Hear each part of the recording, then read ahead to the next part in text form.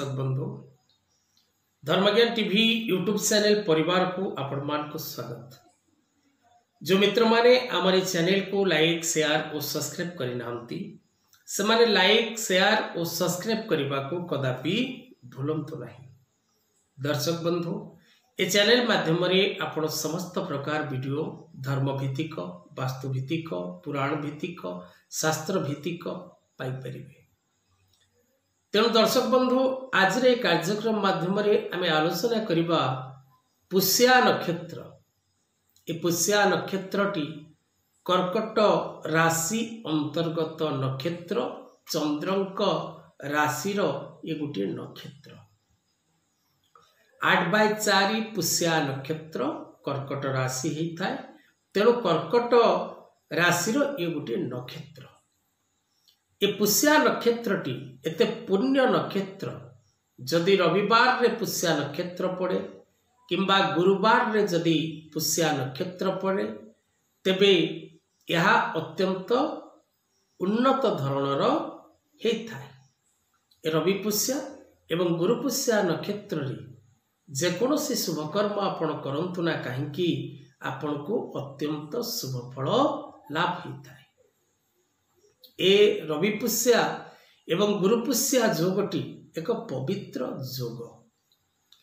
तबे पुष्या नक्षत्र रे अपमार्ग गछर व्यवहार द्वारा आपण समस्त जगत को निज बसता स्वीकार करिबारे बाध्य हो परिबे।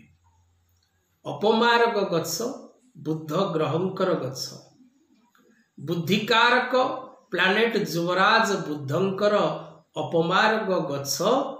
तेणु रवि पुष्या किंबा गुरु पुष्या बा साधारण पुष्या नक्षत्र रे आपण अपमार्ग गछ व्यवहार करी अन्य को किपरि आकर्षित करिवे, अन्य को किपरि मोहित करिवे, अन्य को किपरि निज तरफ को आनिबे, भांगी जाइथिबा संपर्क को किपरि जोड़िबे एवं निज पसंदर व्यक्ति को निज आयत्त को आनिबा पई आपण ए पुष्या नक्षत्र रे अपमार्ग गछ को व्यवहार करी निजर इच्छा को पूर्ण करिबारे सक्षम हो पारिबे।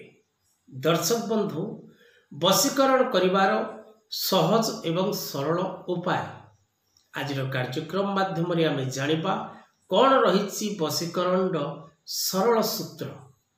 आज समाज रे दर्शक बंधु प्रत्येक व्यक्ति निजर समस्त आवश्यकता पूरण करिबा पई प्रायतः अन्य उपरे निर्भर करिथाए।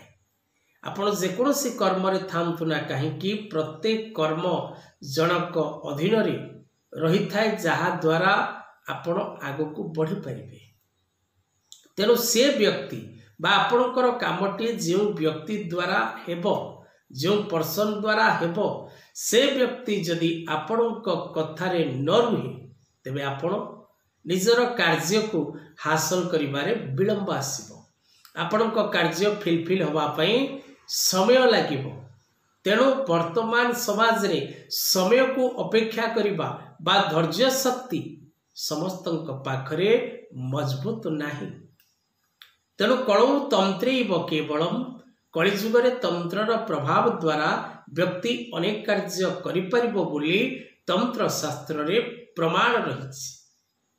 धर्मज्ञान टीवी प्रयोजित प्रत्येक कार्यक्रम धर्म भित्तिक एवं प्रत्येक कार्यक्रम प्रमाण भित्तिक शास्त्र प्रमाण रहिछि जहा आपनक निकटरे उपस्थापन करा जाउछि।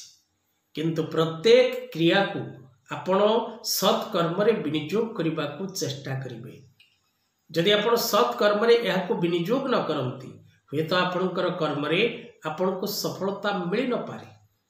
तेणु तंत्र विद्या त्रायते तंत्र तंत्र विद्या मनुष्य को रक्षा करबा पई निर्माण करा जाइछि। किंतु आपण एहा को जदि असत कर्म रे व्यवहार करंती तबे निश्चित भाव रे आपण असत फल ही लाभ करिवे। तब दर्शक बंधु तंत्र शास्त्र रे कौन रही सरल उपाय एवं सरल सूत्र। अपमार्ग गछ प्रायतः सबु स्थान रे अवेलेबल अछि। समस्ते प्रायतः अपमारक गछ को जानी तेणु रवि पुष्या गुरु पुष्या बा खाली पुष्या दिवस रे आपण जदि अपमारक गछरे फलिथिबा फल संग्रह करी कौनसी व्यक्ति को खाद्य सामग्री माध्यम रे खुआई पारंती किंतु से फल गुड़िक आपण संग्रह करिवे पुष्या नक्षत्र रे एवं उत्तम लग्न उत्तम मुहूर्त उत्तम जोगरी जदि आपण आनी परिथिबे तेबे ताहा सर्वोत्तम फल आपण को प्रदान करिथाय।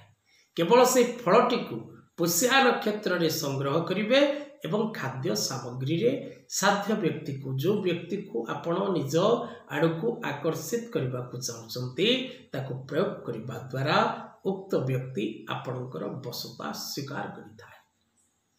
किंतु यदि आपण कोनोसी असत कार्य रे यह को व्यवहार करंती तेबे हुए तो यह आपणक पई हानिकारक हिथाय आपणक पई विपदाभिमुखी मध्य हिथाय। आज कथा वस्तु को एठी रखिबा। जय जगन्नाथ।